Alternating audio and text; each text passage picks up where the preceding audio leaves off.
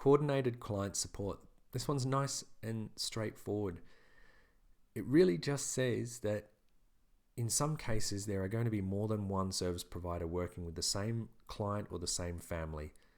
And where that occurs, we want to build in some systems that enable those service providers to talk to each other and potentially work in a more collaborative way to get a better outcome for that client or that family.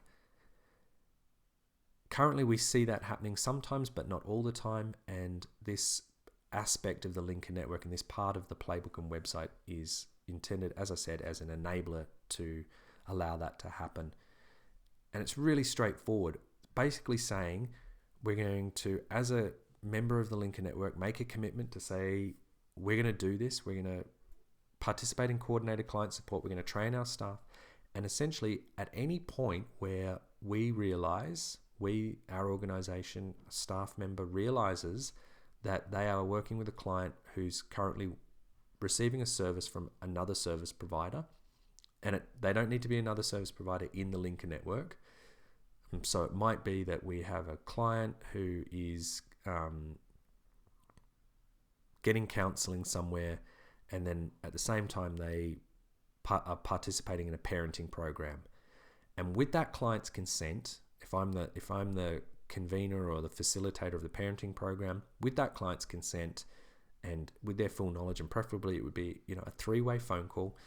So can I speak to your counselor and can I have a conversation with them about how best to work together to ensure that you're getting the greatest benefit, greatest impact. I mean, you're probably not the language that you're going to use with the client, but that's the thinking behind it. And the example might be that the counsellor might be working on some CBT stuff, some cognitive behavioural therapy, and be saying, well, wouldn't it be great if we could use some of that same work that you're doing with that client in counselling in this parenting work that we're doing, so that we're not speaking at odds with each other.